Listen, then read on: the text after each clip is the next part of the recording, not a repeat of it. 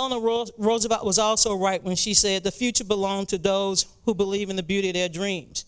And I think it's important as we think about this presidential season that we start dreaming big thoughts. When I was a little girl growing up in Kenner, Louisiana, I didn't want to marry a prince or become a princess. I wanted to pick a president. And not just any president, but a president who I thought would do right by the people who lived on the other side of the train tracks. I thought one day that I could grow up to have a role in a presidential campaign. Little did I know that after 7 presidential campaigns, 56 congressional campaigns, 19 state and local campaigns, I would finally have my opportunity to sit at the table as a campaign manager. And for me, growing up in Louisiana, that was a big deal, to sit at the table, the head of the table, and to help make decisions. And I'll never forget that day when Al Gore sat us down. It was in April of 2000. And we just learned that the United States would have a $5.6 trillion surplus. I don't know about you all, but we never got the $5.6 trillion, not even in college. And I mean, today the budget is $2.9 trillion, but at that point we saw a surplus for over the next 10 years of $5.6 trillion. As you all know, it's a deficit now. And so Gore, being the very stiff and smart and intelligent and good-looking man that he is, got on a blackboard and began to put up some numbers. And he said, here's what we should do. We should put together a modest tax cut. And he put the price tag on the board. And then we should put some money aside to ensure that we can fund education and other domestic priorities. And he put some money aside. And then he talked about the environment and he put some money aside. And then he looked around the room and he went around as if we all had our wish list. Only in government can we come up with some items that we like to see on the blackboard.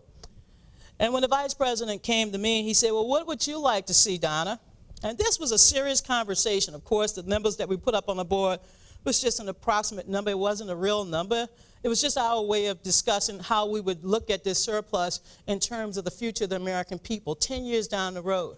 And here I was, this little girl who was born in Charity Hospital, one of 9 children, born to a mother who was a maid and a father, a janitor, who put 8 out of 9 kids through college. And the vice president said to me, so what would you like? And I said, well, 2 things, Mr. Vice President. First thing, I want you to make college tuition affordable so every kid in this country who wants to go to college can go to college. I said, and the second thing, Mr. Vice President, I would like to make sure that every kid born in this world, every kid born in this country, will have health insurance. Because when I was a little girl, my mother told us we couldn't afford to get sick. And we put a number on the blackboard. That was the day I realized that having dreams, having big thoughts, having a vision, having an opportunity to be at the table was worth it. It was worth it. And so, believe in your dreams. Believe that you can break down barriers. Believe that you can shatter the glass ceiling or the marble ceiling. As I told people when Al Gore announced me, I said, like Parliament, for those of you who might be too young, P-Funk, for those of you who might know the sounds, we're going to take the roof off.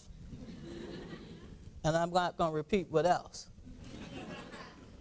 But it was an opportunity for me to do more than just sit at the table, but an opportunity for me to look at what it would be like to have a new day in our country. The preceding program was produced on LSU's campus by the Manship School of Mass Communication and the Riley Center for Media and Public Affairs. The Manship School serves undergraduates with programs in journalism, advertising, public relations, and political communication. For more information about the school, visit manship.lsu.edu.